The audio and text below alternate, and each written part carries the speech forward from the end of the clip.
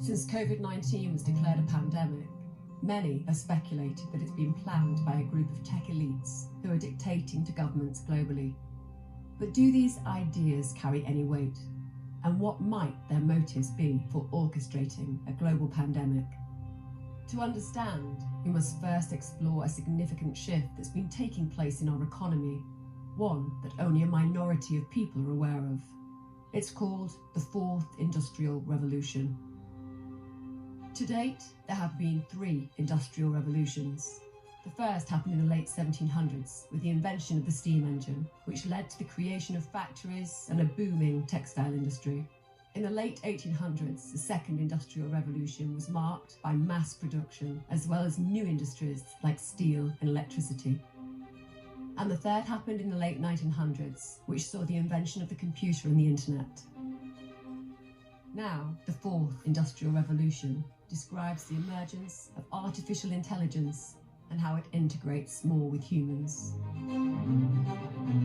Artificial intelligence, or AI, can already be seen in our daily lives, from how we check out at the supermarket to how we check in for a flight. But it's far more advanced than most people realise. In August 2020, entrepreneur Elon Musk gave a demo of his new company, Neuralink. Connected to our brains with tiny wires, this microchip is synced with AI, enabling humans to control anything from prosthetic limbs to computer games. This working proof of concept has already been fitted into people. It has the potential to completely transform the way we interact online.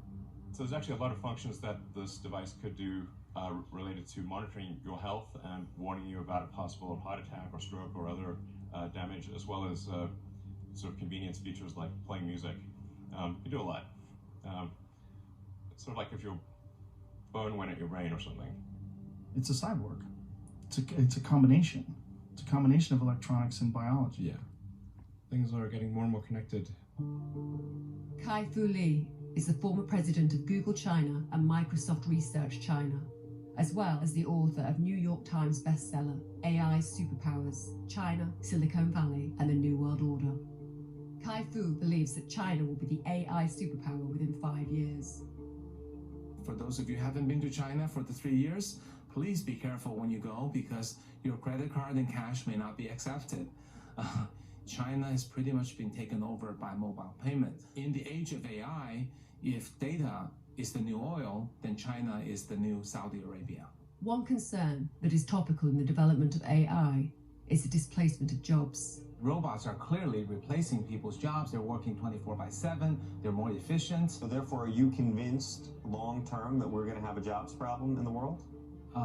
Not long-term, but maybe in the next 10 years, within the next 10 years. You mean it's going to happen much sooner? Much sooner. If a lot of people will find happiness without working, that would be a happy outcome. At Amazon fulfillment centers, robots transport items to humans, who then pack them to be delivered. Amazon believes that within 10 years, they will not need a single human to fulfill an order. According to the World Economic Forum, 50% of the workforce will need reskilling by 2025, and it's likely that only a fraction of these will find work, resulting in a large proportion of the workforce becoming unemployed. There's a pretty good chance we end up with a universal basic income or something like that due to automation. You know, people have time to do other things and more complex things, more interesting things, so they're more leisure time. And then we've got to figure out how we integrate with a world in the future with advanced AI. One idea that is gaining popularity is to charge tech companies with a robot tax, which can be distributed to the unemployed as a universal basic income.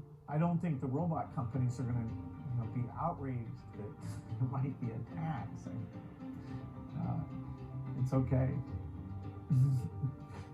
Contrary to the past, to the previous 3 revolutions, probably jobs will be faster destroyed compared to new ones being created. This is Klaus Schwab, the author of this book, The Fourth Industrial Revolution. He's also the executive chairman of the World Economic Forum, which is funded by the largest global enterprises and whose members include CEOs, heads of state, and government ministers from countries such as the UK and US. The fourth industrial revolution will impact our lives completely. It will change actually us, our own identity, and of course gives life to such policies and developments like smart traffic, smart government, smart cities. In June 2019, the UK government published details about their partnership with the World Economic Forum in a policy called Regulation for the Fourth Industrial Revolution. 1 year later, in June 2020, the World Economic Forum released this promotional video entitled The Great Reset.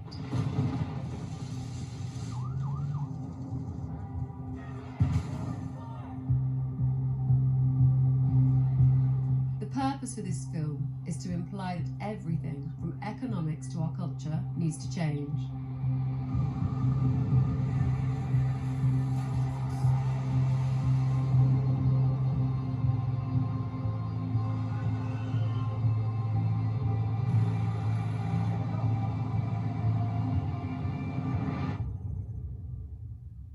After the reset, it shows images of digital technology, biological cells, populations, cash, climate change, traffic management. And this. Seem familiar? This promotional video was released 6 months before Margaret Keenan received the first COVID-19 vaccine.